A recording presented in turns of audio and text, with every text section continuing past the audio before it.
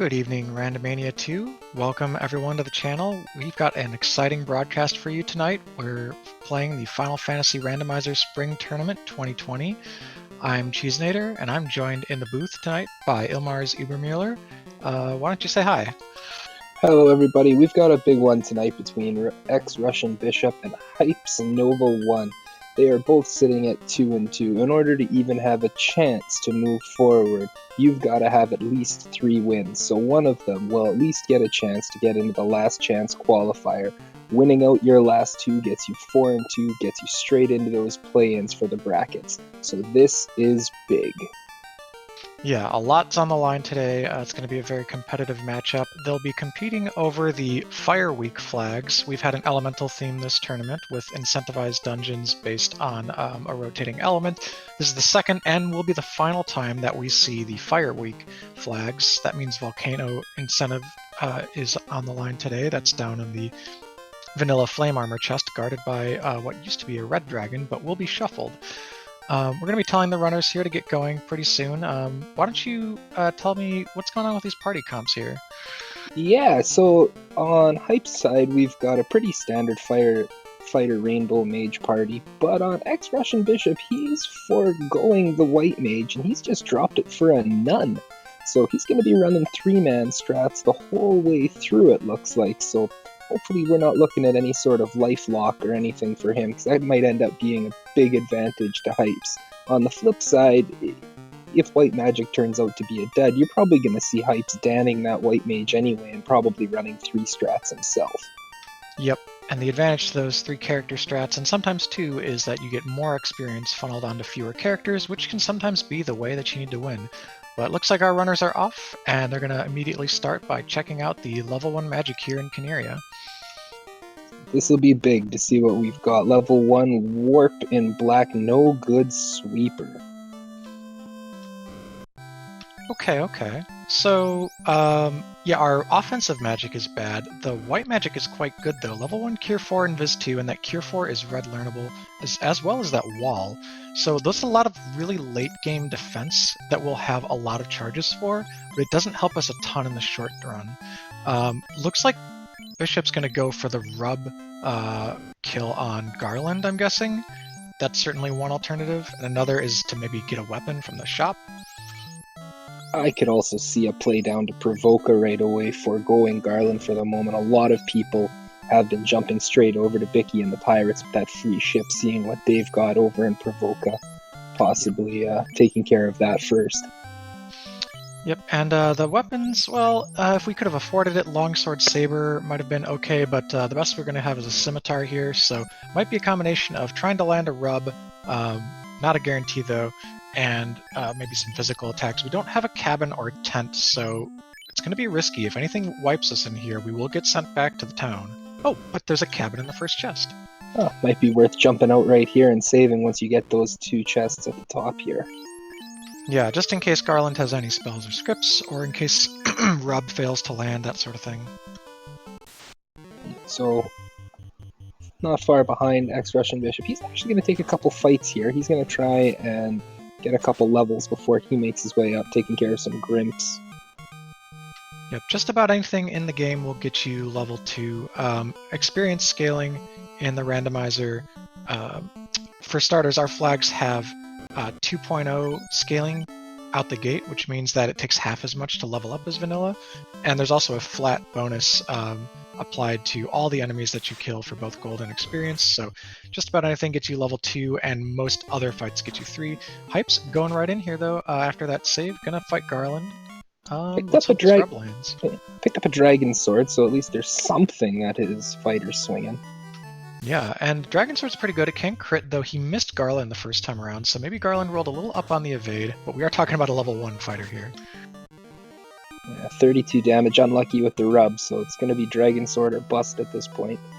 Ooh, that was a good hit, 44. Making good use of the Cure 4 right off the hop, keep that fighter up so we can keep swinging.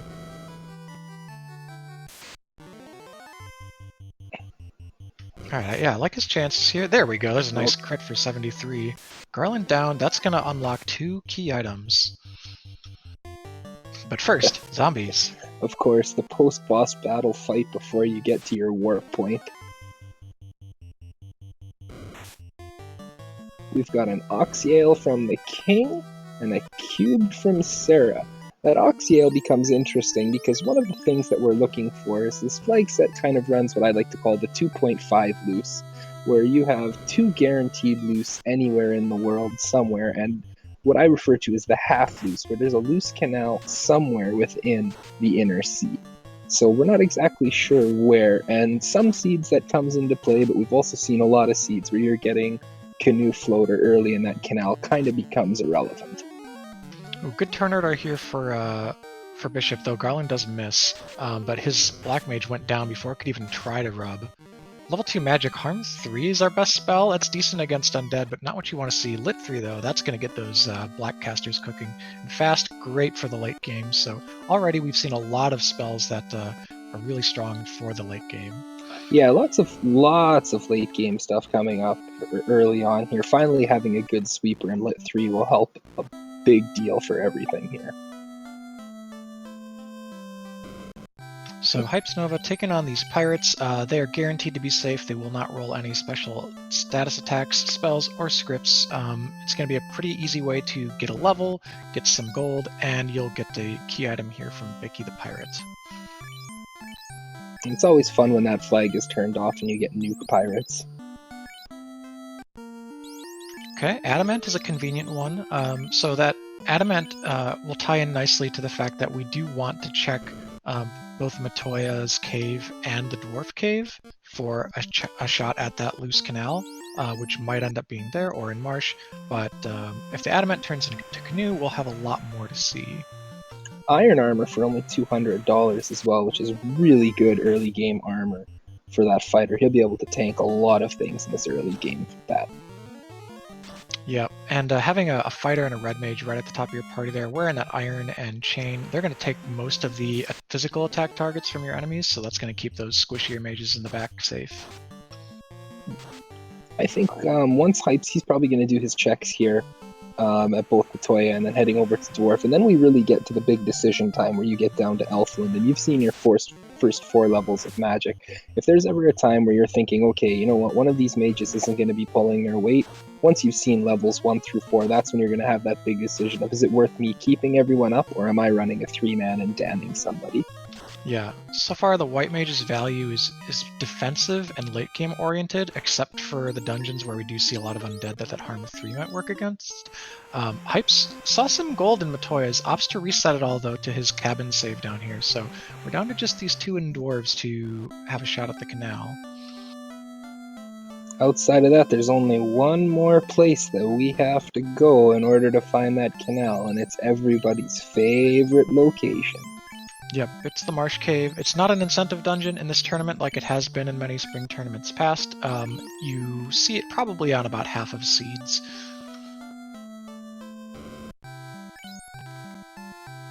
So Russian picking up his spells, going through everything, finding out that Lit 3 is there and Harm 3, but outside of that, not a heck of a lot that he's going to be interested, as well as Fast. But Mm-hmm. Hype's opted out of a 2... Oh, there's an early ribbon in the dwarves. It's not a canal, but a ribbon is going to help keep us safe on our dive attempts down in Marsh. Or not even in Marsh at all. You know, that adamant canoe, you know, that really heavy metal just ends up floating. Its buoyancy is fantastic. Mm-hmm.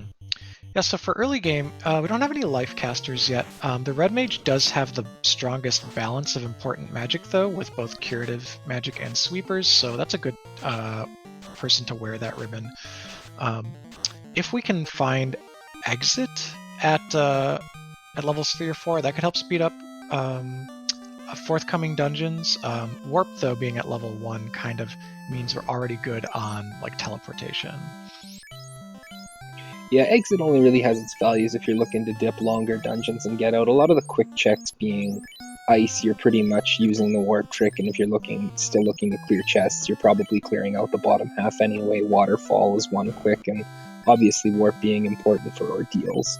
Mm-hmm. So cash has been short in this early game. Fortunately, not too expensive to pick up these Ice 3s. Hype's opting just for those and passing on the other options like Quad X for now to see what's available. Fade is white locked. Life 1 is white locked. Exit those, accessible to both. Very interesting. Boy, that makes for a really interesting call if you want to keep that white mage up, because that at this point is your option for life magic. Yeah, I think you have to. With level 3 Fade, the white mage is going to be contributing offense starting at level 5. Temporary Fire 3 also pretty good level 4 pickups, so just in the first 4 levels, we've honestly seen everything we need to win the game.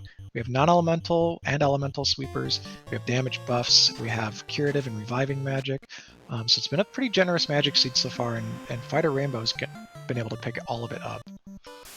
Yeah, I think he's going to keep everybody up given the magic that's been provided to him. There's not enough to justify putting that white mage down, in my opinion. Mm-hmm. So Hypes, of course, being that he went to Elfland with only about 2.5k in tow, he's not going to be able to get all that magic now. So we'll see him go over to these sages here once he passes through this river area, and he'll check for one more key item. Odds are then you see him either take a grind or go into Volcano and try and get some cash and items. And he didn't have the money for exit, though, did he? I don't believe he picked that up on his white, did he? No. That exit was quite expensive. I think it was about 2k. Oh, yeah. Fade was like 2k. They were all pretty expensive. Yeah, it's unfortunate because sometimes you get those rolls where it seems every spell comes out to $200 or $300, and you're like, I can just buy whatever I want.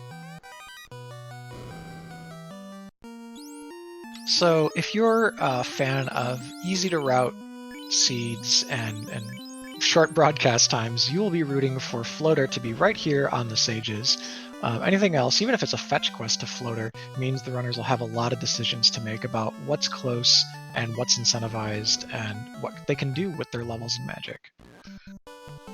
Yeah, once obviously you have both your canoe and Floater, the entire world is your oyster. What you want to do, where you want to go, how you want to go about it, it's really, you're going to make the checks. It's what order you want to do it. It becomes when you have those big options, Volcano being incentivized, Ice being incentivized, do we have to look for, we're still going to have to look for Canal to get out of the inner sea. Mm-hmm. So lots of potential chests to be running through to see what we need.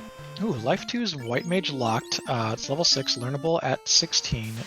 Lock 2 and Lock both appeared at the same level, one of them being in a slot that Red Wizards can learn. The lock spells, if he comes back for those, he's probably, because he's also coming back for Life 2, it's good, but not something you usually go way out of your way for. Loot, required, but not helpful right now. Nope, so now we've got those big decisions. Do you go all the way back to Marsh? Do you think maybe that's where it is? Or are you playing incentives here? I mean, proximity and logic probably tells you you're going to Volcano Ice, but man, every now and then that Marsh play turns out to be the correct one and just gives you a bump when your opponent's not thinking it. Yeah, Marsh is the decent odds gambler play, and these other ones are pretty surefire. Both likely to be required just because of the proportion of required items in the incentive pool, and also going to give you more total gear. Hype's hoofing it off to one of the two. We'll see if he goes left or right at this next fork. How much of this magic is Bishop going to be able to buy? He's of course going to miss out on the white locked stuff there. Yeah. Fade. Yeah, Fade is a big loss for him to have a good non-elemental big sweeper. Now, granted, with Lit 3, Ice, and Fire 3 available between 2, 3, and 4, still be able to pick some good things up. Yeah, and plus Quad X for a death element, instant kill and break. Situational, but can take down some fiends. He's got a lot of ways to kill. Loose Crown! Yeah, that could be big. So obviously both runners, assuming they go Volcano, that's the first chest you see, but it presents the option to either go back and turn it in, or to keep checking things over here. And if you go all the way out to turn in the crown, you're kind of priced into checking Marsh when you do it. Yeah, if you're going to make the trek all the way back across, then it's probably worth doing marsh at the same time if you haven't found your canal at that point in time, or if that ground doesn't yield to floater. But Hype's also picked up a few houses, so it looks like he's going to be doing some checks in here, exiting. Oh my goodness. What? Okay. So I'm just going to guess and assume the canal's in here as well, because why not all loose items be here? Yeah, and this is a great grind tile. Would it be even better if he'd had any copies of Quad X? Because these things almost always roll under 300 HP. They missed the fighter right there. Didn't have much HP. Yeah, if that tile doesn't have much in the way of spells or scripts, I would happily take like 5 levels on it right now. Just make sure that you're totally ready to one-shot the volcano. Yeah, that's a fantastic early find. Going to get a lot of good value out of that. But yeah, so the implications of those 2 quick loose items, now that covers us for the seed as far as the loose incentives in the incentive pool go. That canal that's deliberately loose, not in the incentive pool, but could be needed. We're going to have to see if either floater pops up in volcano or ice incentives, or if the crown turns into it. If none of those happen, then we are going to need to dig the canal out of one of these dungeons. Yeah, at this point in time, though, you're probably going to finish out with this grind tile and the houses that Hypes has. He's probably going to be burning all his charges, getting out, and then housing up, and he can probably do this grind one more time. I think he bought 3 or 4 houses, would get close to 14, 15, and be able to finish out the dungeon at that point. Oh, looks like he ran out of magic charges, so level 11. That being said, level 11 is 2 charges of level 4 magic on the red, and he's already well into accruing charges on the white and black mages. So I think even now he has enough in the tank to beat Volcano, and he can be much choosier with how many chests he opens. So that'll be a big difference between Bishop and Hypes throughout the run, is seeing both loose early. How much are you going to look for late game gear versus how much you're going to rely on your levels and magic? Yeah, at this point, he knows, unless there's a really odd set of things not leading to floater coming out of the incentives that are available, that he knows he's going to have the opportunity to pretty much ignore whatever chests he wants to ignore at this point, and it probably won't come back to bite him. It's just about whether, what gear he really, really wants to run. Mm-hmm. So Bishop there, just going through the river system, did lose his fighter, and we're going to see the implications of that throughout the game. Not having that life magic, you will never have any life magic.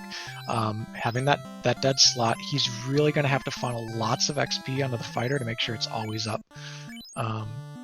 Because yeah, it's a riskier party comp not taking the 4th member, even just to have the option.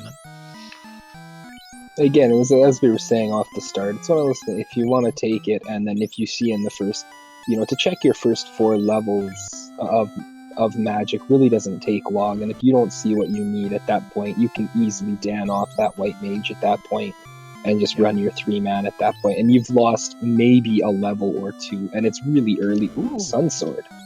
Okay, so Sun Sword plus low level fast and temper. If we find a power bonk, this is already a doable, like, pre-promotion type of victory scenario.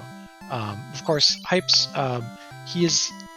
he took a long time off of Final Fantasy Randomizer in 2019, and has just come back to it recently for the tournament, so doesn't have quite as many seeds under his belt, might not feel comfortable with certain gear loadouts for late game, so I don't know if Sun Sword's going to be good enough in his eyes. I'm standing right here, tile before, gonna see what this one trap tile is, and then we'll get a check at this incentive chest. We've got Chime, so all of Sky open to us. And we already have 3 out of our 6 Go mode items. We have the Chime, Cube, and Oxyel on Hypes' side. No Chime yet for Bishop, who hasn't been down the volcano. And we only need the key, the loot, and the rod at some point. And even if they're loose, quote unquote, we have the loose items that would lead to them, so there's not going to be some big hunt. We just need to knock out incentive dungeons. Yeah, this has the making of, if a floater comes up soon, we could be going real fast, real quick. All right, speaking of things we need to do real fast, we need to empty the recycling bin here. Hypes Nova is taking on Carrie, the Fiend of Fire, who is slowing the party, hits the fighter, so that fighter's going to need to be fasted twice in order to be getting the kind of hits we want. First fast comes off, bumping him back up to normal. Is he going to recognize? Yes, he does. He's going to go for that second fast there. Good call. The white mage is keeping everyone safe with some invisibility stacks. They can't come out soon enough because Carrie's hitting hard. That was almost 300 damage on the black mage. The knight, though, much better outfitted physically. Yeah, he only is rocking a copper bracelet on that black mage, so not a lot of absorb. But man, Carrie's got some absorb though. Yep. Hold goes wide. That is on the red mage there who had the ribbon. This might have been the kind of fight to put a ribbon on your... Oof, that hurt. A ribbon on your fighter.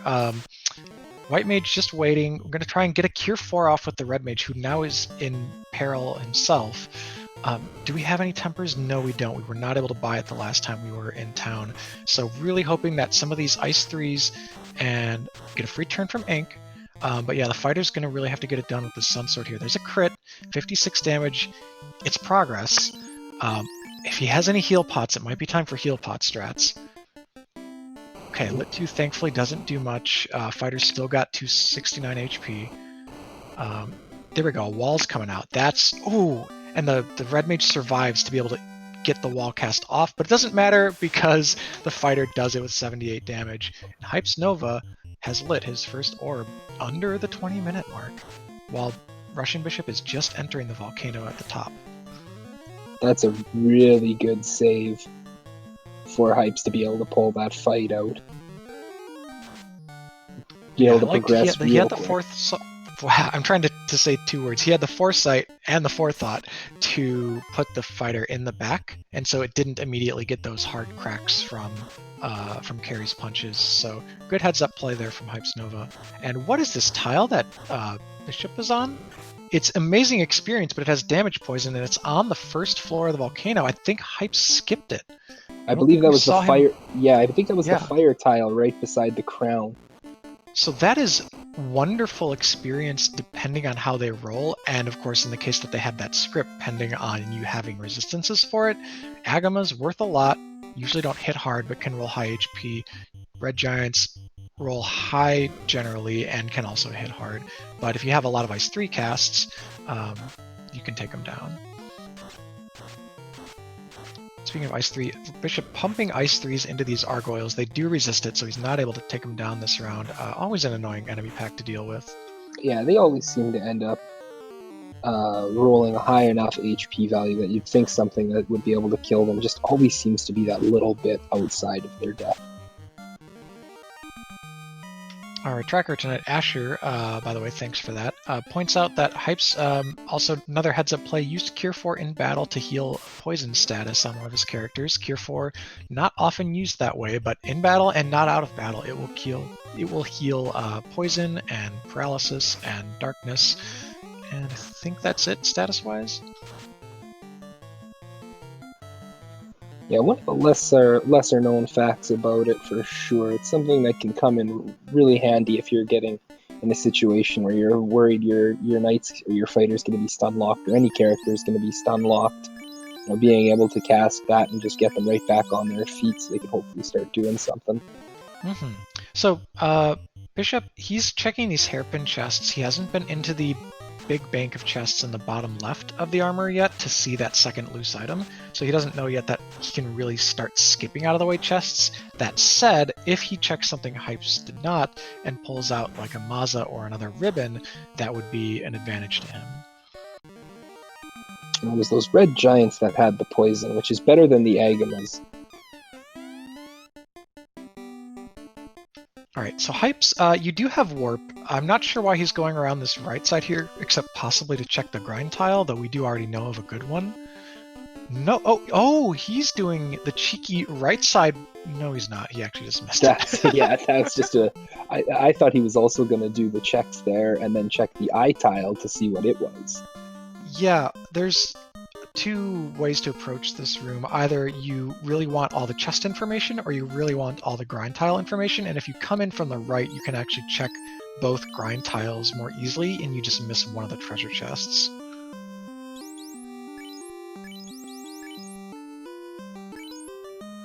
Large undead packs doing what large undead packs If he has do. Harm 3, which I don't know if he picked up, Harm 3 would be super good right here. Just throw it out, it should take care of that whole pack. No, the only level 3 magic he's got on that white is life. That's the only thing he was could afford to buy at that point. No, it was at level 2. It was the only good thing in the white shop in Bravoka. Yeah, I think he might have just skipped it altogether. Again, early money has been an issue, and it's been prioritized towards getting those lit 2s or lit 3s in particular at level 2. So finds a crystal. Now he's got 2 non-turned-in fetch quests. He knows there won't be a loose incentive in this dungeon, but he might still need a canal, so it does behoove him to full clear. Meanwhile, Cerberuses have a script that starts with slow, and they have Death Touch! Get off of this tile real quick. Yeah, that ends the grind on Cerberus. Yeah, because that was also our life caster. Also, no, we're not. Okay, so he's done a very interesting, shall we say, clear of this floor in the spots that he's chosen to warp in. He isn't, in the end, going to get... He didn't even check. Yeah, he's warped 3 times when he only needed to warp once, and he doesn't want anything to do with the rest of this dungeon. If Canal is in the bottom of ice and is required, this is really going to come back to bite him. But then again, so might the chests that he skipped in Volcano. So Hype's orphaning a lot of chests. If Bishop plays it more thoroughly, that could be another edge for him. Yeah, at this point in time, it's really going to come down to those couple of fetch turn-ins that we have at this point to see if that leads to floater or not. If those don't, he's going to have to... I would suspect the first play he'll make is over to Marsh, so he'll be closer to that side. But if it ends up he has to come back here, he may be kicking himself a little bit. Right. If he didn't like the fact that, if he wanted to get through the rest of Ice but wanted his White Mage up, he could have reset. He had not yet committed that much time to the play. So this could have been like a little panic button for him, losing his Life Caster and Fade Caster. That's kind of what I'm thinking. Also could be that since he now has some money, he really wants to outfit that White Mage with Fade, because I don't believe he picked that up yet as well. Oh, interesting. Okay. Yeah, because that was level 3, correct? Yeah. Yeah, so the only magic he had on level 3 was life. Okay. Now I see. So yeah, we need to get back to Elfland then, I guess, if we want to have a more comfortable party. There's a lot of magic left on the table. We also are going to need more save items. He's getting pretty low here. Taking a lot of these fights in the river, kind of slowing him down, and that's something that'll happen when you don't have enough save items to frequently use them and then reset out of fights that you don't like. It looks like there's one good run. I believe it's after the first encounter is we get this run here. I haven't been paying a ton of attention personally. It's a lot harder to watch someone else's run and analyze the encounter table than it is to do it yourself, because sometimes people reset so quickly you can't tell if they are hard or soft resetting. Yeah, I believe it's either after the first or second encounter that there's that really nice run that comes out.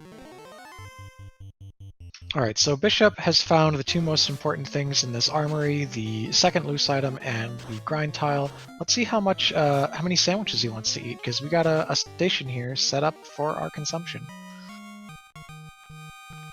While Hype's picking up those nice spells, Exit and Fade on his White Mage. Yeah, really, and a plethora of options on the red. I think you skip Exit on the red mage there, because you want the probably 3 of the black spells, honestly. I would like Ice 3, Quad X, and Break if I already have Warp on my black casters, and just 1 Exit caster being the white. Yeah, I wouldn't worry about having them both for the same red. He gets Temper there, skips Fire 3 I think maybe on both, unless he bought one of the Fire 3s earlier. I think when you're when you're talking about like filling up on the resources you're going to have the most of, you're going to have a lot of pre-level 5 charges, but not so much post 5. And having the balance of the elemental magics to be able to use against different enemies that are weak will let you have much more staying power when you do deep dives into dungeons. Especially because we're running shuffled trap tiles, so you never know when you're gonna come up. You could be in C, but then all of a sudden, you're coming up against agamas or something on a trap tile that ice is going to be more effective for, or ghosts end up coming up more frequently than you'd like, so you need more fire options. So Hype's, he's walking here despite having the canoe. If he had sailed up there, it would be easier to get back out and head over to Matoya. Gets an herb though, so he's going to be rewarded for the fact that he has to go back to Elfland anyways. The big brain knowledge of going, I'm walking back anyway, there's no point in sailing here. Yeah, so the fetch chain isn't dead yet. Still have this and the crystal and whatever they turn into. And there are 10 chests hanging out in Marsh. Now, if we get the key, suddenly a ton of things open up, and mathematically, it's not as bad if he orphans chests in Volcano and Ice.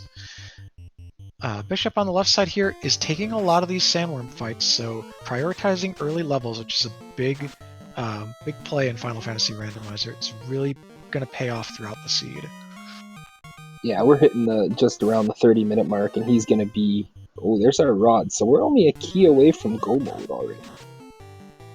Yeah, but this would be so funny if he were in quote-unquote go mode without the canal.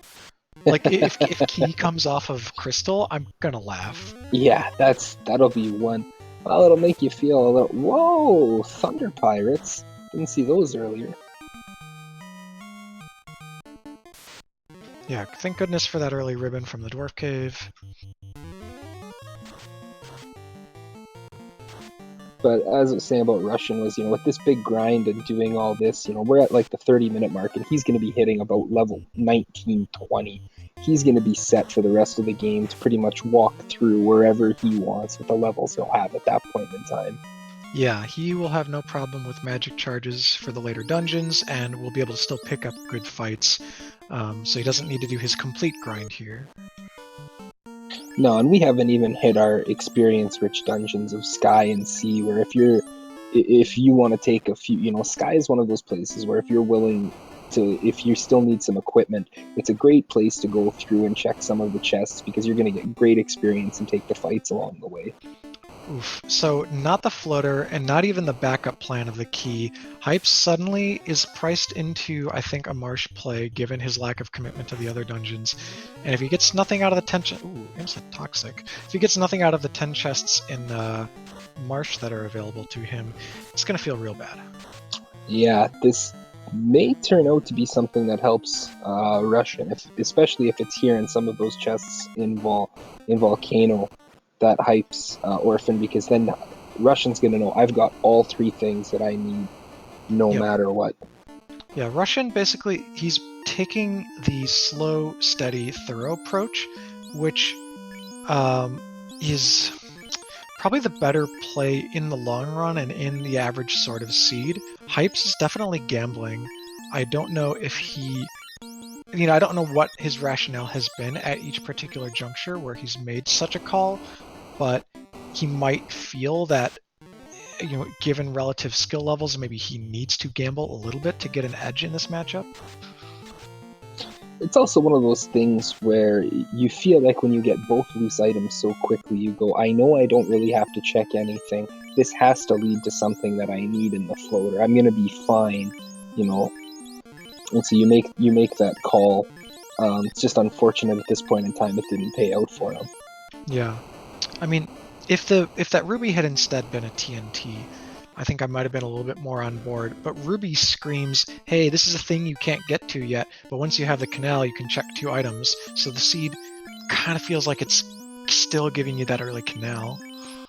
If there's one thing that that Randomizer does to you, though, is it loves teasing you with things just to give you the complete opposite of what you're expecting.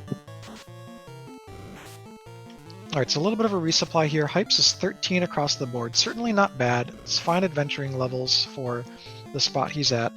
Bishop here, you're seeing him fight sandworms again because he's checking 2 chests that Hype skipped in the top left of the Agama floor. Actually, no. He just took that for fun. That was a fun fight. That was a non-required fight. Didn't need to check it to check that chest, but he'll probably end up taking it again because it does block chests up in this room. Free experience is free experience, and Yeah. Russian's going to take all of it that he can. Yep, just now getting an iron armor, as well as going to put a silver helmet and wooden shield on his fighter, so finally getting a little tanky up there. Going to be necessary for Carry, who we did see hit hard. And Hypes is making the Marsh place, so if you're a Hypes fan, cross your fingers. If you're a Bishop fan, then you want something in the chests that Hypes orphaned in Volcano. And these are 2 of them, or this is one of them for sure right here that he did not check. Silver hammer.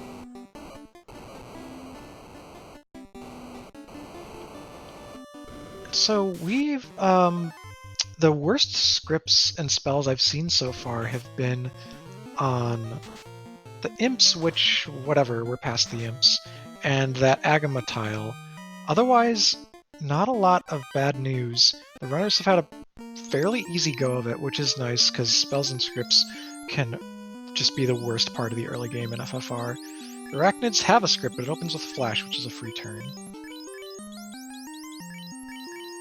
Yeah, we had Death Touch on something in ice. Oh, what the heck was it? It was the Cerberus. So yes, that's right. You see those sometimes randomly in the volcano, but there was a pack of them on a spike tile in ice, but not something that we'll be encountering a lot of. Yeah, and then Thunder Pirates and Lit 2 Sahags. So, the Kaizaku, whatever, we're not going to see them a heck of a lot. Maybe some Sahags here and there, but yeah, once we're up in the air, though, no big deal.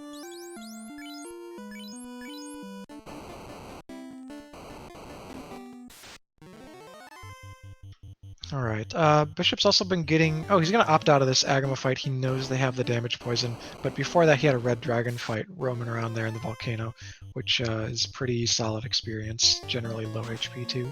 I'm fairly sure it was the Giants that had the damage poison in that pack. Oh, was it? Okay. Cheeky check here of linked chests for Hypes. It does usually waste a couple of steps, but it gets you a chest sooner. And oh, bailed out. There's save. The canal. Whew. That's got to be so much weight off his chest right now. So Bishop only has a couple more chests to see. I think actually just one that Hypes didn't check here, which is going to be behind the spike tile to his right. So that's his last chance to get an edge item-wise that Hypes doesn't have. Yeah, it's either that or whatever's in the... if he decides to full clear. Ice. Glare. Oof, Glare went wide, thankfully. And he would not have had... Oh, Katana! No thief to take advantage. But yeah, if he got glared right there, he would have lost his fighter, which might have actually just ended this dive.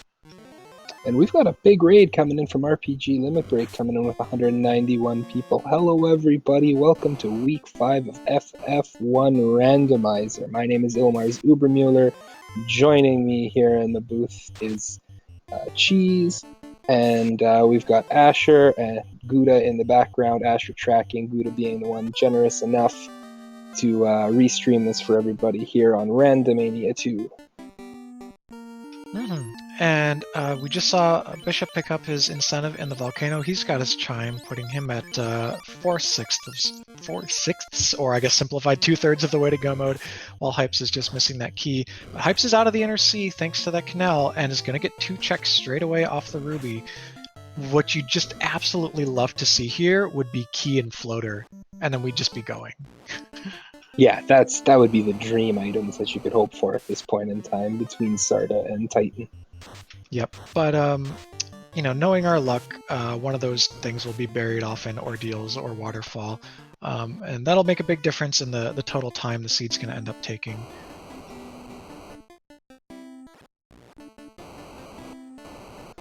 Yeah. Oh no, we lost that. We lost the chime on Russian side. Ouch. Yeah, he's got to go back down. He did save his grind from the armory here, and he's still got his loose items. And honestly, gear-wise, there wasn't really anything to speak of on the Agama floor, so it's just going to be straight back down through the lava tiles. Just the one chest right before you head south had the sun sword. Oh, right. That'd be the only thing of value that I think he would pick back up. So we got a question in chat. Our tracker Asher has answered in chat, but I'll answer it out loud. Russian Bishop has opted to choose none, which is a special feature of the randomizer where you can select nobody. It's actually a hidden dead black mage behind the scenes, but you can select nobody from one of your slots to just immediately start the game by having more experience distributed onto your other characters. So that's the advantage, is that you start that experience shift right away. The disadvantage is that can never be a light warrior in a normal flag set, so you won't be able to raise it up and use it for any type of utility or action in battle. And in this seed, we were seeing that Hype's having access to a white mage, which he kept and had the option of killing off later. He's kept it up because we've seen Cure 4, we've seen Life, we've seen Fade, and Life and Fade were both locked to that white mage, so unfortunately Russian is never going to have the opportunity to get those. Hypes, meanwhile, gets a slab from Sarda. That's not super exciting. Now we have 2 post-floater incentive checks to turn in at some point. Titan's Trove has and a power bonk. Oof. Alright, so Ruby, kind of a dud. Power bonk is a thing that we can win the game with, but it's not a thing we needed now. So it will mean we're going to have to do some extra dungeon dives. And so we've got 2 post-floater fetch quests, and we got 2 pre-floater incentives. So the pre-floater incentives will have, obviously, the floater. Nothing else is loose. And then some other item. The best possible route here is probably like, you go to Ordeals, it has your floater, Hype's diverting from all of that and is just going to go kill Lich and maybe pick up like a treasure or 2 on the way. Really early Earth Dive here. He doesn't need to do this. I think this is just the I'm right here, I'm killing Lich, I don't want to come back later. Yeah. My hesitation comes from the number of different formations in this dungeon that you can run into spells and scripts on while still being not amazingly leveled. And you're not going to get good experience in this dungeon either, so it's like you'd rather already have your levels when you're here versus going through here at a low level when the option is available. Yes, Hype's just really never wants to come back to this part of the world. Yeah, completely fair. Because no one cares about Melmond. Yep. So, okay, he's going to check one chest that costs him just a couple of steps, get some Spectres and Geists, doesn't have the easy harm 3 to fire off there though, so he opts out of it. We do remember Arachnids had a script. Will they get to the second skill after Flash though? Yeah, that's the big thing. This is a lot like Ice, where you have a lot of enemies and lots of big packs with 2-3 different enemies in those same packs, and when scripts get shuffled, the probability that one of them ends up with something bad always seems to happen. Okay, they have like 2 copies of Flash in a row, so looks like that's a pretty safe encounter. They just really want you to have Lamp. Mummy's here. Oh, didn't get to see anything before we ran away, but Mummy's always worth taking note of because of how many dungeons they'll be in. Bishop, meanwhile, already back to the bottom of Volcano, does have a dead Black Mage, but still has 2 high-powered Light Warriors to try and get through to carry, and it's these glares. Yeah, the glares on this tile. Is he going to be able to get away? When getting crit there on his back row, does get away, doesn't stop to heal yet, takes a couple steps, finally going to be stopping here. He's got 25 heal pots, that's more than enough to refill his full HP pools, so I think he'll be still situated for a decent carry fight. He's going to get a lot more hits from the Sun Sword than Hypes was able to get. Yeah, Hypes was only like level 12, 13 when he fought carry, and Russian's I think 18 or 19, so he'll have a couple more hits. And a little more power behind those swings.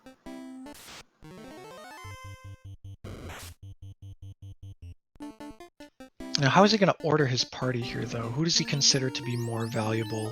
I think the knight or the fighter is your sustained physical DPS, whereas the red mage is going to be casting stuff like Ice 3s, so I might want to put the red mage up to take some hits for me.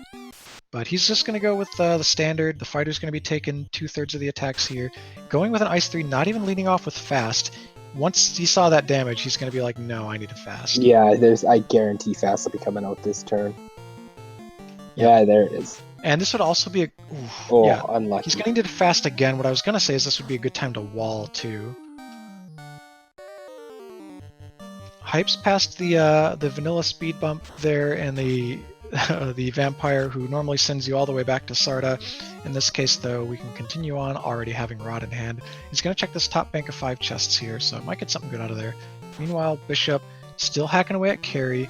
He's, I think, on standard hits right now, unless carry is highly evasive, because I'm only seeing 3. And if he fasts again, he can get up to 6. Hype's just got Massa out of the top chests here on Earth 4. Yeah, tail of 2 sides of your screen. Big fortune there for Hype's Nova getting his Maza. Big misfortune there for Russian Bishop, who wipes on carry. Gonna try again, though. He's got his 3 Light Warriors back up. He doesn't need the Chime right now, so he might opt out of those spike tiles next time he gets to the bottom and just go in full force for carry. Yeah, those Nightmare Badman packs were definitely giving him the business. Oh, he actually wants to grind more. He's saying, you know what? Life has been hard at these levels. I want more MDF, I want more HP, so back to the sandwich station. Yeah, and Astra makes a good point. When he does get to that tile, and he gets through it, once he picks up that Chime, he can just cast War, and then he'll be right back there and won't have to dealing with it a second time. Yeah, that is the veteran move, but I'm not sure. Again, with the relative experience level here, I don't know how much history Bishop has with the randomizer. I think he definitely feels like he fits right in at the 2-2 crowd where Hype's Nova is. You know, they've been good enough and known enough about the game to get a couple wins under their belts, but have had some tough breaks or been outmatched a few times as well. So there'll be spots in this game where you're like, he definitely knows what's going on here, and other spots where you'll think, yeah, he hasn't seen that particular trick yet. There are lots of really small optimizations that you can make in this game. And it's one of those things, too, though, where sometimes you don't know about it until you've seen it or until you've experienced it. And the great thing about having these matches restreamed, and then, you know, we later put up on YouTube that you can go back, you can watch these VODs, and you can really learn a lot from everything and going, oh, if I had done this here, and I can keep that in mind. I mean, on top of that, there's things that happen in races, like everybody's gone to... I'm sorry, I have to stop and admire that. Yeah, so Hype has some wonderful sprite edits. He's got kind of a Windows theme going on with his fiends. So we saw the Recycling Bin Carry, and now we see the Internet Explorer Lich. Just no respect at all. This should be a super straightforward fiend fight. Lich has 400 HP in vanilla, not much in the way of magic defense. He's actually opting to wait here instead of fading, but he just did over 1,000 damage with the Maza. That's because he wanted. That's because he had a tempered, bonked, and fasted, and he wanted to send that Internet Explorer back to loading for the next 12,000 years. Yep. Hype's finally deciding he's not happy with his levels. He's going to check the grind tiles here. He's saved outside. He's got 3 that he can check on this floor. 2 in the Hall of Giants, 1 on the Earth tile. Bishop, still grinding, probably feels behind due to his number of wipes, and knows that levels can be a way out ahead of your opponent if the rest of the seed kind of breaks your way. Hall of Giants not really revealing anything too great to be grinding on, so he's going to walk out of this and see if he can find those levels somewhere else. Let's see if Hypes translates his slab here. He's going to be heading by Melmond. You can translate your slab here as long as you don't forget to then, or forget that you have translated it and then, forget to go to Lufane later, it would be okay. And that was the point that I was making earlier about saying learning all the small optimizations. Was I was literally going to say everybody has gone to Lufane and forgot to translate their slab, or has popped the bottle early on in the game that they got and had it removed from their inventory, level 5 nuke, and then forgot, oh my god, what am I missing? Well, that fairy's just been sitting in Gaia the entire time twiddling her thumbs. Cool. So he does translate the slab. Also gets new pre-promotion learnable on both the black and red mages. Ruse was learnable for the white mage, but honestly not that important. Not a character that's like clutch to have Ruse on. And Viz 2 already available at level 1. We can really talk about how Hype's Nova has basically everything he needs to win outside of some slightly better armor, maybe? He's got evasion stacking, he's got curative magic, life magic, fast, temper, power bonk, maza, and a ribbon. So Hypes is going to be able to skimp on chests for much of the rest of the game.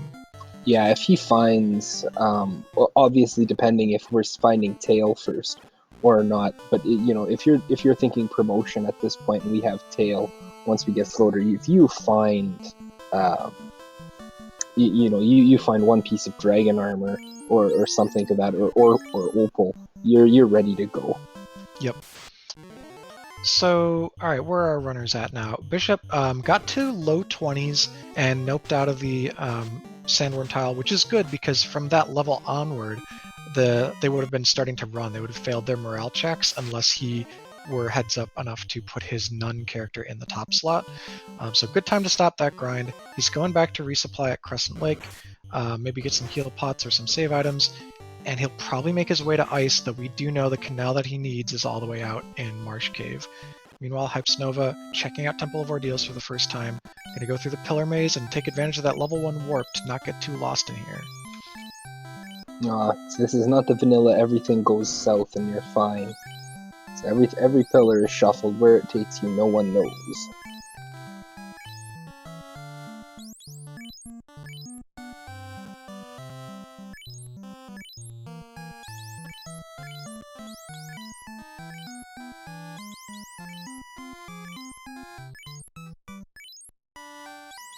Alright, so Hypes warped a couple times there. He went over some ground he didn't realize he was repeating, but he's back to this 4-way pillar selector here and gets through. So out of that floor onto the last floor, there are 2 spike tiles, 8 chests, and an incentive. All in all, pretty lucrative. There's some decent experience fights here. Not the best. These man cats will be okay. They'll be about 1,000. Or yeah, 870. On the first spike tile, we got bulls and scorpions, which we have to take. Fade should take care of that quick. Yeah, bulls can roll up a little bit. Scorpions usually not too much. Either way, not a high yield fight, so you want to make sure you don't slip on the banana peel and take this fight again.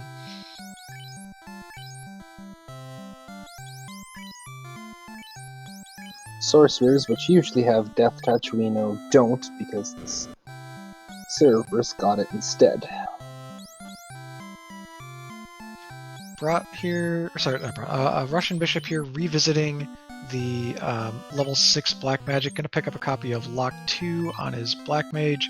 That'll be useful for the end game to lower evasion. Just kind of really getting all his ducks back in a row, making sure he's supplied up. He has the option now. If he feels behind, he has the option to just straight up gamble and go right out to Marsh rather than commit to Ice. We'll see in just a moment. Got TNT out of Ordeals, so what that leads to yet, we'll have to make a trek back towards Dwarves to find out. This grind tile could be really juicy depending on how much HP it rolled. Multiple red dragons is one of the best fights in the whole game, and he's got Ice 3. He has Fade, but he also waited on the white mage. I'm not sure how many Fade charges he has. I would heal up and sit here. Oh, he's just going to exit. Alright, cool. Well, doesn't want to risk it. He's going to take his TNT and go. Certainly the safe play. Now, does he stop over in Waterfall, the Waterfall on-rack area, and see if he's going to do that, or is he just going to go back and chase this TNT? So, I actually think... Oh, yeah, Kaizoku's. I actually think Waterfall here is fine. We also haven't seen the shop item, right? That's true, we have not seen that yet, and there are the 2 checks available in both on-rack and the caravan for a potential shop item.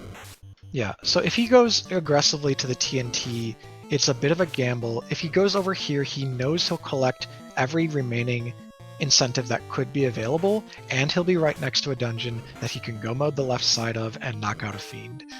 If he were in a situation where he still had loose and it was a toss-up whether or not he should clear Sea Shrine, this might be more dicey, but I love this. I think he'll be fine, and he'll guarantee he has the floater before he heads back north.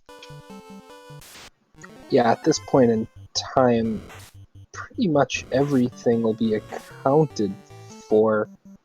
Yeah, we're really not missing. Yeah, we have 2 unresolved fetch quests that will probably lead to pieces of gear. We need a specific named key item from the shop, so that could be floater, key, or tail. And we have 1 incentive left in... oh, there's our floater. There's All the right. floater. So yeah, just go save, or maybe check the magic shops. No, okay, he's just gonna save and then probably head in here and do Kraken. But he has an option here to go waterfall first to check for his key. Nah, he's just gonna go straight for Kraken. Yeah, I'm sure he'll pick up waterfall on his way out. Make sure that that's not key. Because if that is key, then he has the opportunity to not even worry about chasing anything else. So Bishop, instead of making a shot call to skip to a different dungeon that would maybe give him less trouble, he's taking his levels that he gained, coming back resupplied into the volcano. He's going to get his chime, which we know is required, and kill Carry, which we know is required. And I guess he just wants to be done with this. Plus he'll pick up his Sunsword? Yeah. Nice. Yeah, again, probably the only thing of real value to pick out of anything on this floor. Yeah, there was a Pro Cape in the bottom Agama chest. I don't know if he'll remember that. Hype's dealing with cremate lobsters, is that? Ugh, lobsters. Always a problem. Yeah.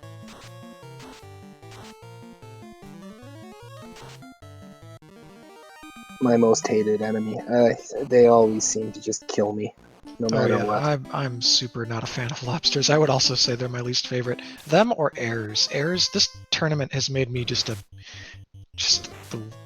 I don't know, I think someone else in chat pointed it out too. I just hate airs. There's nothing good about those packs. They always seem, especially like the few that I've seen, the really high evasion, and I've seen a couple of seeds now where they've managed to somehow roll nuke, which is always fantastic, with a high evasion stack of 6 nuke airs. So Bishop not yet warping is thankfully one of those glares targeted his red mage that has the ribbon, but yeah, he's giving himself a chance to potentially take a wipe here. Doesn't, thankfully. I think he's much better situated to kill Carry this time around. Hype's doing a little bit of chest checking, kind of not super aggressive, close to in-path stuff. He even used a warp. He's probably still looking for a little bit extra in the way of armor, or maybe that second ribbon. Yeah, ribbon and armor, possibly defense would be the only things at this point in time that would be of real big value. Yeah, Asher, our tracker in chat, does agree with me that we're in good gear situation with what we have and what we can buy from the shops for a veteran runner, but everyone has their own comfort thresholds. Anyways, Bishop once again on the carry fight does immediately get slowed first turn again. That's really been common here. He tried to get the wall out to protect from it. He'll need to send out another fast though. Goes for a break. Unfortunately, that's a 3 and 256 on carry 1. But the fighter... Ooh, does he have the Sunsword? I think he might not have equipped the Sunsword. No, I don't think he did. That sprite is green. That's still his silver sword. Yeah, if he has Temper, if he bought it the last time that he was in Elfland, he could charge up the silver sword to be much stronger. He keeps going for these breaks. They're not going to do it for him. And he did not buy Temper. Breaks and rubs both going to be going wide here. Carry resists those elements and has decently high MDef to begin with. So he's taking kind of a low percentage plan to this fight despite having levels that with the Sun Sword and with some Tempers, if he had had them available, would have been a really surefire way to win. Oh my goodness, and Hypes pulls the angry emoticon cursor Kraken and first turn Bane swords him. Wow. So both lucky there for Hypes. That's about a 1 in 7, but also made it so that there was so little drama in his fight. We missed it while Bishop is over here having lots of drama with Carrie, who did throw out a Blizzard, inspiring him to wall one more time on the Black Mage. Finally, That's a good 6 hit. hits, 111 damage from the Silver Sword. That's pretty good. He got a crit. Gets blazed in return, so thank goodness for wall. And now we're going with damage strats on the mages instead of insta-kill strats, so more reliable and does take down Carry. Lights his first orb at the 57-minute mark, while Hypes, meanwhile, sitting pretty comfortable on 3 orbs. Yeah, we're looking just for that key now at this point, and I have a feeling there's going to be very, very few chests left checked in air here. Russian now realizing that he did not equip that Sun Sword on the fighter and does it now.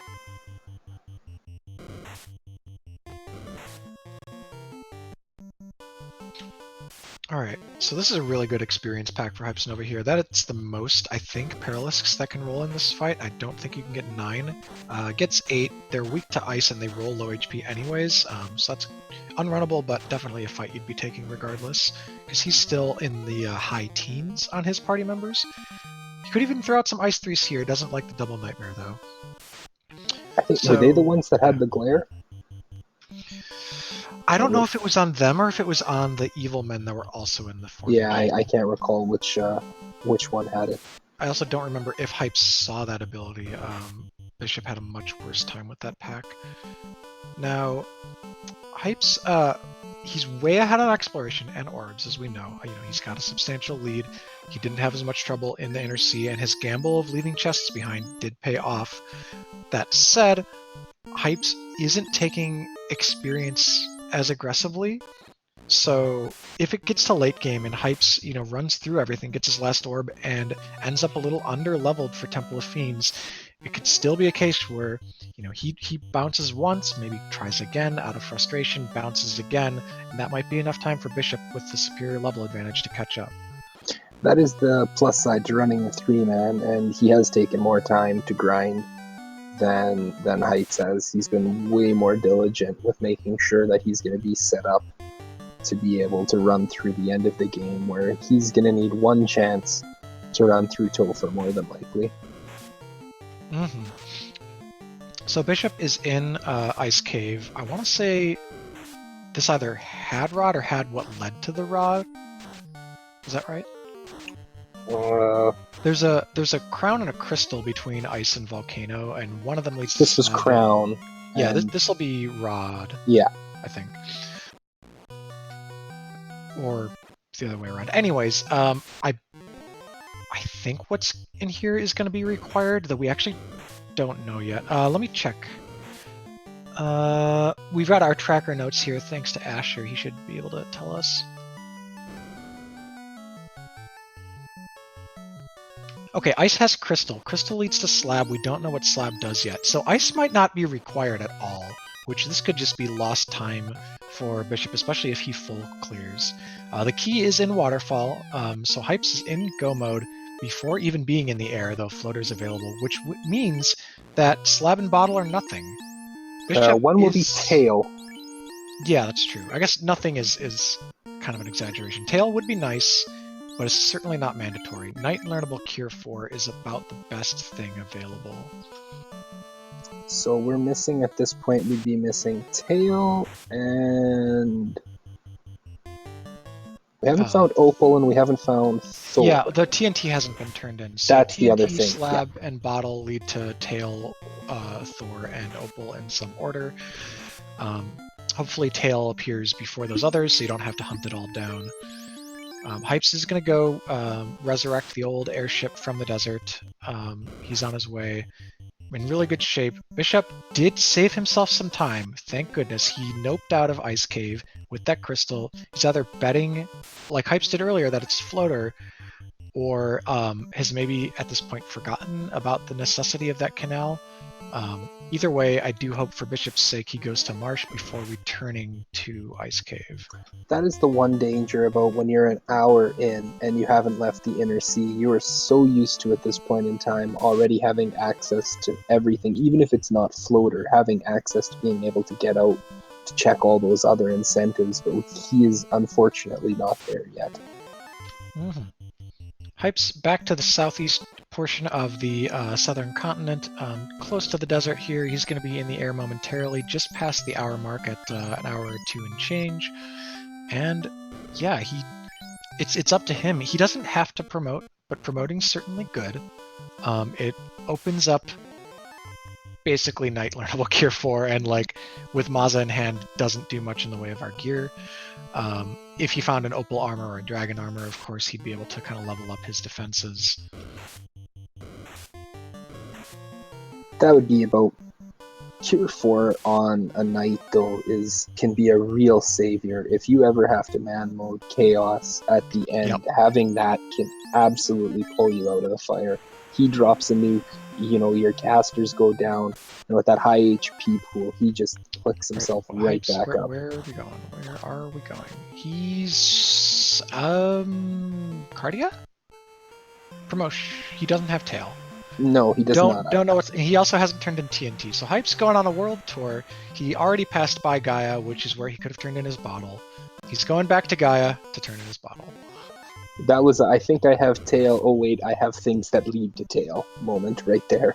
Yeah, and he's not going to check the level 7 magic shop there. That could have had a pre-promotion nuke available. Nuke at 5.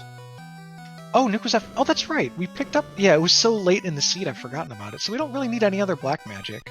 We've got fast. We've got temper. We've got nuke. We've got all our level 3. All our level 3 elemental magic at this point. All right, he has pre-translated his slab, so he's going to go down to Lefane here, see if he can dig out the tail. And yeah, we know, and knowing where Life 2 is at slot 1 of level 6, so we don't need to check another white shop either, so I think Hypes knows that. Yeah, all magic that you would want is definitely accounted for at this point in time. And this is one of those situations where, we were saying, he didn't pick up Fire 3 at level 4, where Fire 3 would pretty much wipe these guys in one round. Yeah. And this is a fight where, it's not that critical to take, but if you're going to take it, being able to throw Fire 3, Harm 3, Fire 3 from your mages, very non-committal, and not use your more expensive, or not expensive, your more valuable magic charges, it's a way to add some efficiency. And he's had the tail the whole time. Hypes! So I think he couldn't fit that Opal bracelet, right? I think he took it. Was his inventory full? Oh, okay. No, he took it. Okay, was it the Thor hammer he did? Yeah, the Thor hammer, his weapon inventory was full. That's funny. Usually it's not your weapons that fill up, it's your armor. Okay. Because he hasn't been to a shop to stock up on gold bracelets yet, so if he just noped out of the Opal, I would have been pretty surprised. I don't think he equipped it on anybody, though. He's holding on to it for good luck. Yep. No, best place for that to land... you can argue either you want it on the mage who's in the higher slot, more likely to be attacked, or just on the life caster because it's the most precious. So I would see either of them. Bishop is in Elfland. He is hanging out here, probably going to be in Marsh pretty soon. It's close by proximity. See he's got that crown he makes after turning the crown in. Yeah. Got that loose crown that he picked up in Volcano, so he's probably gonna go and talk to the kindly old king, find out he's really not so kind, and then we'll see what he decides to do from there. KOD Sheen in chat said no level 8 check. Level 8 magic is rarely checked in Final Fantasy Randomizer, usually because A, you've seen 7/8 of the magic by then anyways, so there's, you can deduce what's there if you haven't seen it, and also because you're so unlikely to get enough charges of anything at that level to be relevant that people just don't want to spend the money or the time. Tail for Hypes Nova, and he's also going to double up and get his Dwarf Keylocks, gets an X-Cal and a Pro Ring. not bad. No, Xcal can be really useful. You can throw, if you want, for some of the early themes, you can throw that Massa to the red, and then put that Xcal on your knight. Get some double melee strats going. But obviously, once we get to the big boys of Topher, that Massa's going back to its rightful owner. Yep, of course. So Hype's, now he's got his tail in hand. He's going to go up to his Cardia checks probably for like a second ribbon while also promoting. And yeah, just need to see him stop at Provoca to get the most important available night spell in the form of Cure 4. Bishop did go back to Elfland to turn in his herb following the Astos fight, as is predicted probably.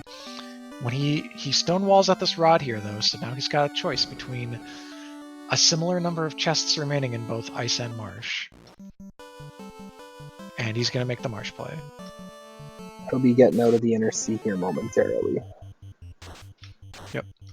Hype's, he's attacking with the fists for those mages, so might consider a reshuffle where one of them ends up getting a Maza, and he goes Xcal Sunsword on the other ones. Or no, he's just gonna do his post-promotion equipment check here.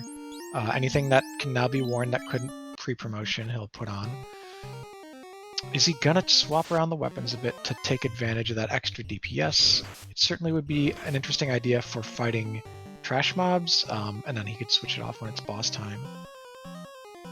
Alright, he's off. Done his equipment checks, he's gonna leave the Maza and the Sunsword in their place, and do Sky, which is his last required dungeon for his 4th orb.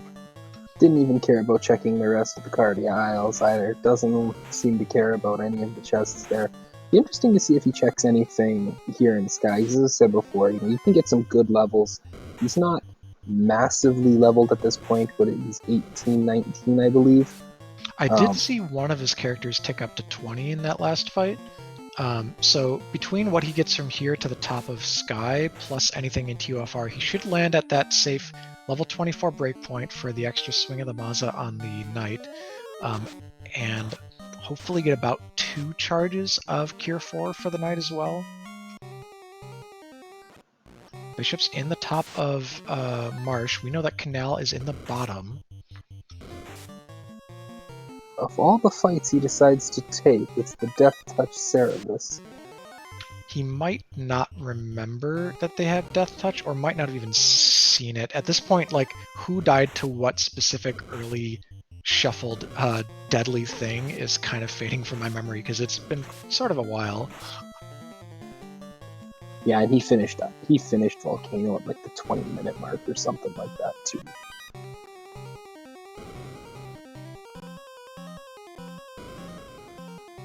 He's not worried about chests. He's just gonna go. I totally am down with this play. As Asher and I were both saying earlier, this is something we feel we could win with. Hype's, maybe not his usual wheelhouse, but he also knows that the stakes are higher in this tournament and that you have to sometimes go outside of your comfort zone a little bit to give yourself the best chance to win. And as we said, both them sitting at 2-2, you need to be at a minimum 3-3 to have an opportunity to get into the brackets. You win this, you get your chance next week to bypass that meat grinder of the last trans qualifier and get straight into a play-in race. Alright, Hype's doing the non-traditional left and down pathing here in the symmetrical Sky 4 maze. Bishop finally picks up his Canal, so at the hour 10 mark he has unlocked the ability to leave the Inner Sea. I think he does have the Ruby, given how long ago we got it. Yeah, I believe that was the other loose item in. Yeah, he does. In Volcano, so he definitely got both loose out of Volcano. Hype's getting stunned up. I think these airs have stun touch here. They do appear on the last 2 floors of Sky, so can be pretty dangerous. And now's your time if you guys want to see that robot chicken. Time to get those bless RNGs out in chat for our friendly Warmech to make an appearance. Or more nachos if you're Asher. Oh, but it's Warmack. Ambushed by Warmack, thank goodness. Leads off with a lit 2, not very scary, but our HP is not looking great. We could die to a single nuke here, and a nuclear could take out all the mages. Heck, even Swirl and Tornado might. So not starting off the strongest, but thankfully 2 weak spells here from Warmack so far. Lit 2 into Rub. Rub goes wide. We're stacking up evasion. We're already doing offensive buffs. Pile on tempers onto that 372 HP knight. Absolutely our best chance for victory. Let's see what kind of swings. Oh, fire 2. Warmack is being so nice. How much damage are we doing? 1 shots, 8 hits, 1137 damage. We're at 22 party wide. That's the experience Hypes was missing. What a lucky break there. He gets a Warmack, takes it down in just 2 rounds. Is he? He's hunting. He's hunting. Oh my goodness. I get that you feel amped up from killing that Warmack Hypes, but we do gotta go. We really gotta go. He's 100% hunting right now. If you're just taking any good fight, take the red Hydras, please. Yeah. You're ahead, but you can't know that you're that ahead. Okay, cool. So he's gonna pull Tiamat 1 for his 4th orb here. Hypes, please. Now, Warmack shares a pool with all the fiends in Temple of Fiends Revisited, and we saw 3-4 dud spells come out of him. That gives him a little knowledge that the big boy spells are hiding somewhere in Temple now. Yeah, that's very true. Unless Warmack behind those 4 spells was hiding something like or actually I think we only saw 3 spells. If he's hiding something like double nuke behind there, you know. But anyways, blink and you miss it. Hypes with very reliable damage strats takes down about 1000 HP Tia 1, so just around vanilla. Is level 22 across the board. Could maybe go back to the sandworms, but they would be kind of runny. So he could maybe, I don't know if he's gonna take any more grind tiles, or what's his plan going to be? He could check the TOF locked tile or the Northwest key lock tile. He could definitely dive now and be successful. He should also take that Tyro. How is he going to get these last couple levels? Yeah, I would think Northwest is a quick check. You got 2 different grind tiles right there that you can look at. Hope that one of those ends up being something good.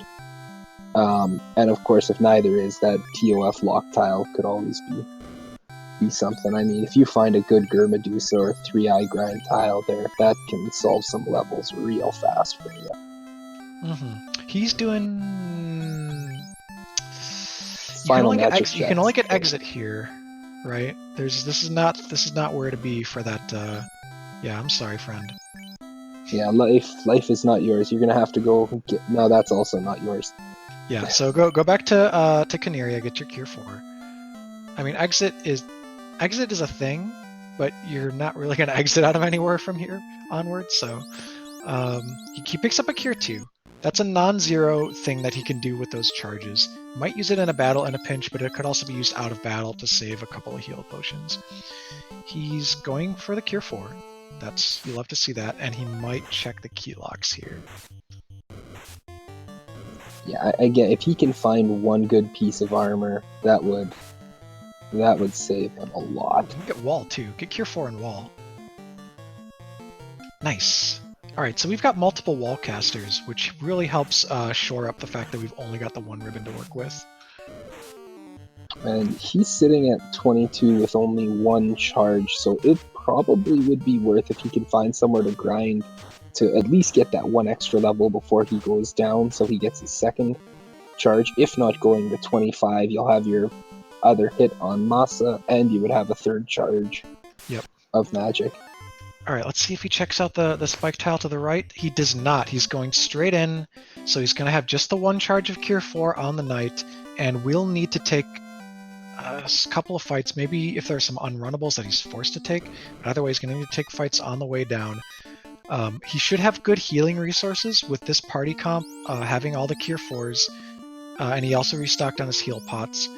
The main roadblock I see in front of him is either the lack of the defense sword and ruse, so single target is kind of vulnerable in the early turns to Kraken, and the HP pools. He's kind of vulnerable to nuclear and very vulnerable to nuke. Yeah, and the unfortunate thing is you're saying, his HP pool, even with his fighter, would be fine for a lot of that, but if we get a couple of slap-happy fiends, he does not have a lot of absorb sitting on that fighter to eat up some of that damage. Yeah, opting here for these greed checks, rather than having taken a bunch of the free keylocks in the overworld if he did want to still check treasures. Thankfully gets the initiative on that pack. While it's good experience, it can be pretty dangerous and roll high HP, so I can see why he might not want to fight it.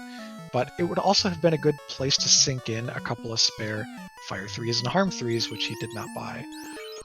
I'm surprised that he was just there in Elfland, that he didn't pick up those last spells on everybody. I know earlier money was a bit of an issue, but at this point he could have really shored up that spell list to make sure he had a lot of options available to him.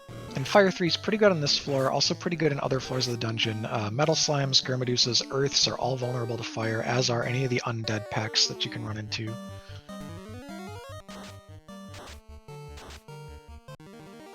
Alright, you don't want to... definitely get some Cure 4s to save time on heal pots. I do hope he balances out those charges, though, because he's going to want to cast Invis 2 multiple times in some of the later fights, because that is his only evasion stacking, and it's only on the White Wizard. So can't be too aggressive with the Cure 4 charges. No white shirt, nothing that we can be throwing out there to help with it. Bishop just finishing up his ruby checks, making his way back from the Sarda area. So he's still got a ways to go. Hypes pulled Lich and immediately got blizzarded, which is only resisted on... Don't know who's wearing the ribbon right now, hard to say. Okay, the White Wizard is White wearing Wizard's the ribbon. definitely wearing ribbon with those rolls. Okay, so that that's not bad shape to be in. He can... I would actually even consider leaving the Black Mage down for this floor, because it's not resisting much, so it might just eat another AoE, go down, and then you have to use more life charges and more time healing it. But I certainly wouldn't go down to fewer than 3 Light Warriors, just for safety and clear speed between here and carry. Bishop Yes. on the full clear of Earth. He's checking chests that Hypes did not. Wonder what his game is here. If he's looking for that sword, we do know it's on the 4th floor, so if he does commit to this full clear, he'll get his Maza. I think for him, that's what he's looking for at this time, is something that he'll be able to swing for the end game. That's really what he's missing. And again, armor, that same situation as Hypes. Yep. So Hypes leads off fast, power bonk, temper, and I think the White Mage is throwing out an Invis, or a Feint, even better. Yeah, definitely want to go aggressive here on carry. 700 HP in vanilla, so can roll as low as 300 some odd, and can roll well up into the 1500 or so range in this particular flag set. Lit 2, a pretty free turn, some aggressive Cure 4ing to make sure that the Knight stays up. Dishes out a ton of damage. 7 hits over 800 with a crit in there. Second time through, the Maza does get the business done, so that's 2 Fiends down for Hypes. Still good on the resources, but might want to start taking a bit of a breather on the Cure 4s. I think he's dropping those off of the Red Mage, though. That's so true, that's those aren't not as valuable. Yeah, he's not losing any Invis casts with those. Yep, just Wall, which, you know, I think Wall maybe first turn in the later fights like Tiamat and Chaos, but he can probably skip that on Kraken and just go for offense. Yeah, Kraken tends to roll more slap happy more often than not, it seems, so worrying about, without having the ability to really buff up evade outside of Invis 2 with that White Mage, you're going to be throwing everything you can for speed and power to take Kraken down before he takes you down. Something on this floor had Stun Touch. I want to say it was the Waters, which would mean both the Water and Air, which share the same sprite, had Stun Touch this game. Alright, so is he going to do any party rearranging? We've been talking a lot about... Yep, good. So he's keeping his Life Caster and his main melee DPS the most safe, going Temper and Fast in what I think is the optimal order there with the top 2 characters. Really like it. Leading off with Fade. This is a by-the-books fight. A lot of damage comes out from the Fire 3 from Kraken, but nothing dies, and that's the most important part. He does take a turn to Power Bonk, though, so he's not pumped in some big damage yet. We want to just start putting out nukes. Yeah, we want to start putting out nukes, fades, and a swing, which should be enough to deal with Kraken this turn if we don't die to something scary. 266 nuke roll. Ooh, low roll at 115. Massa. Ooh, boy, that's a hot. Oh no, back This is rows bad the news. fighter. Now we're in nuke fade land because that hit was A, not good for our side, and B, very good for Kraken. But thankfully, the last fade does it. Yeah, if we had to rely on physicals there, since we only landed one hit, that would have been a tough road. Thank goodness our Lifecaster survives. We're in full shape. Bishop's in the room to get his Maza, and Hypes is on the air floor, going to be pulling Tia 2 in short order.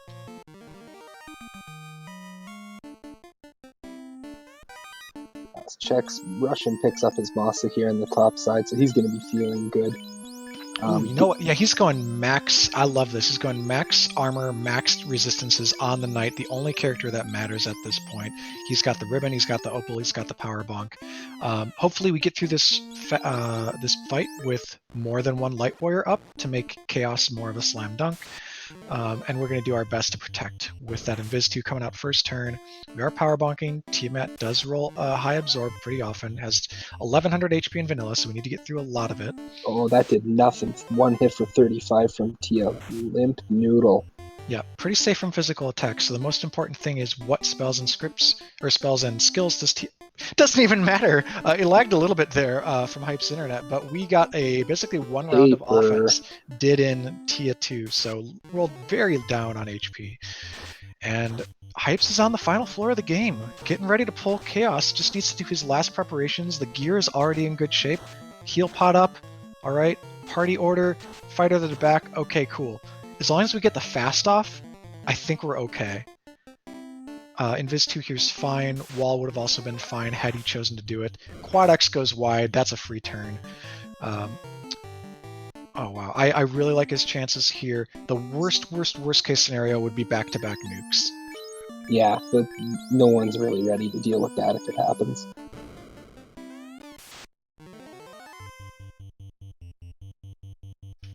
And yeah, it looks like you're writing a letter, Hypes. It looks like you're writing a W, assuming that this all goes through. We got a nuke for 400 in our favor, and Chaos only counters with a lit 2, which, you know, we've just seen so much free turn magic. Crack is bad. Crack misses everyone. So even the unresisted characters, Crack went wide. Nuke's coming out. This is looking really good for him. Probably going to be wrapping it up within the next round here. Continues to throw out nukes, just waiting. Might have been out of fades on the White Wizard. The physical attack from the Knight does it. Chaos is down. Hypes Nova finishes in first place with an SRL time of 1 hour, 24 minutes, and 40 seconds. Get out your GGs in chat. Hypes Nova moves to 3 and 2, and Russian Bishop will be moving to 2 and 3, and pending whether he wants to finish this run. That was a heck of a play. And Russian has officially forfeit from the match. Wow, Hypes put on an absolute show there. He was all go the whole time, made all the right gambles, orphan chests that he needed to, and also got a little lucky. You know, we didn't find any of that big armor, but it didn't seem to matter. There was nothing that was too scary outside of that one back row hit from Kraken, but thankfully he didn't have the HP to back it up. Yep, and this run should really be a good lesson to both the runners who do watch it back to critique their own play, but also others watching. You can see some of the plays that paid off and the ones that didn't from the early decision making for both. And you can see also that sometimes you don't need a lot to win. Like you were saying, the gear wasn't amazing, but it was good enough. Yeah, one ribbon, nothing. I think he may have had iron armor on still on that fighter at the end of the game, even. Like, he did not have a lot of absorb coming into the final dungeon there, but, you know, if you can kill things before they have a chance to hit you, it really doesn't matter. We will ask the runners if they're interested in coming into the booth for an interview here. They are just kind of chatting out how their run went in IRC right now.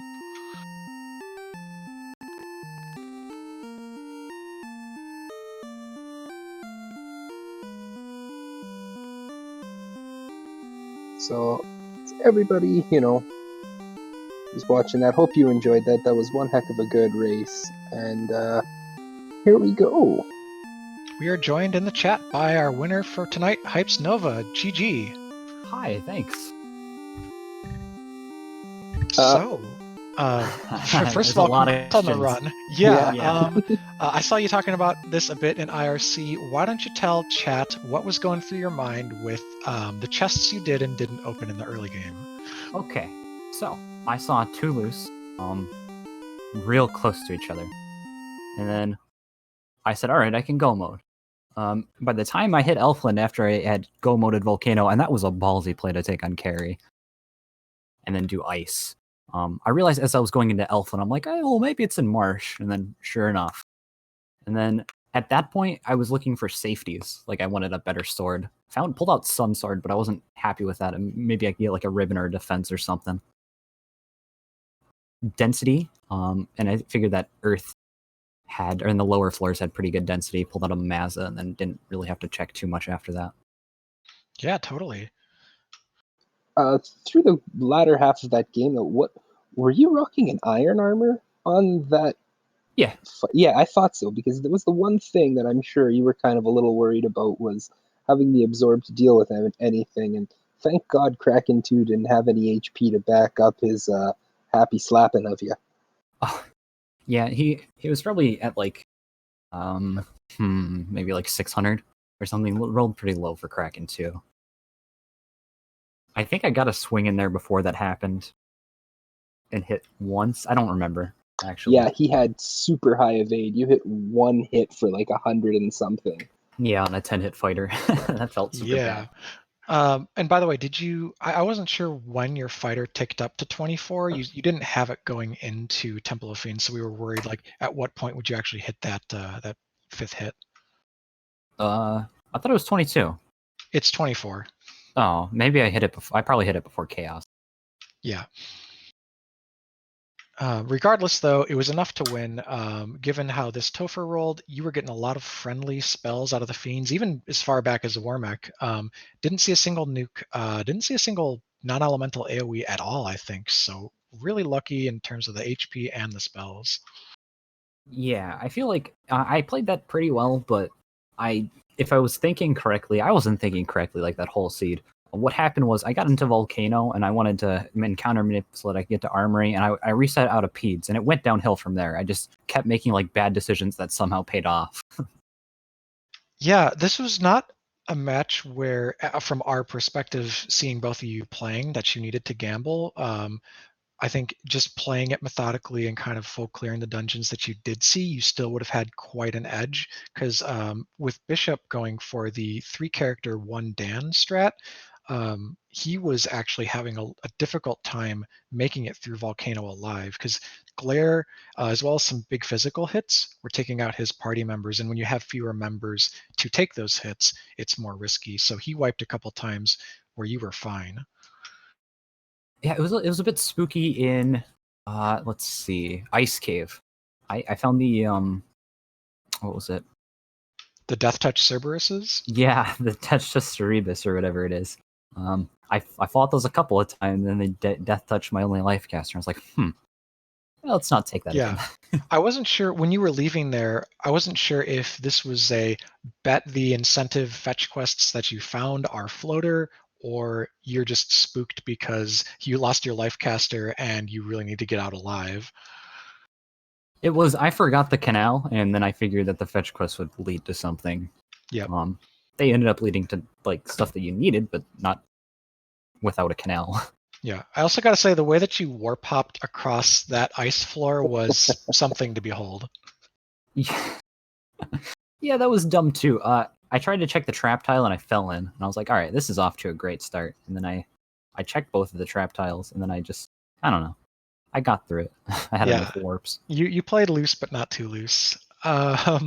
So let's see, what else was noteworthy about that one? I mean, you really were, you were diligent as far as once you had all the things, the Maza and whatever, you just went fiend dungeon to fiend dungeon, knocked the important stuff out. You did dot your I's, cross your T's. Post promotion, you grabbed Cure 4, which was kind of the one essential thing to pick up on that night. I guess, yeah, like the seed kind of handed you a lot of information early. It handed you levels in the form of the sandworms. So overall, not too big of a challenge, but what challenge was presented, you tackled very. At this point, you're now sitting 3-2. You have the knowledge of, at the very least, you've got one additional shot if you need it going into a play-in race with at least next week, giving you the option to get directly into that play-in race. Feeling good about that? I mean, I'm not really in this tournament to have a winning record or whatever. I just wanted to kind of learn and show that I am capable of playing this game. I didn't really. I mean, I showed it here, but there was a lot of bad decisions made. But anyways, yeah, my goal isn't to have a winning record. So like, if I get into the play-in race and God forbid brackets, it'll be great. Not the goal though. The goal is just to learn. Well, definitely a lot of good things pulled for you in this race. Also, I think you held your head up really high there and showing you definitely deserve to be in here. Appreciate that. Yeah, so really good run, good show from both of you tonight. Not the best luck for each of our runners, so didn't get quite as competitive of a matchup as we hoped, but everyone got to see Hypes move to 3 wins, and please tune in for the 6th and final week of Swiss when we're playing on Chaos Flags with no incentivized Fiend Dungeon to see who's going to make it into the play-in from the 3-2 pool and who is going to lose and be forced to try their hand at the one person only proceeding from the last chance qualifier. Well, let's start wrapping up this broadcast. I think it is kind of late here. I want to thank Gouda for staying up, restreaming this for us, and Asher, of course, for tracking. Hypes, do you have any final thoughts? Yeah, this house was built on speed and power. Defense is optional.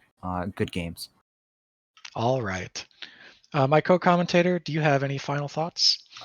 Anybody out there, if you're looking at this and having, saying, boy, I want to get it on this, join the Randomizer Discord. We'll throw that up in chat. Give our co-commentator here, Cheesenator, a follow. Give Asher a follow.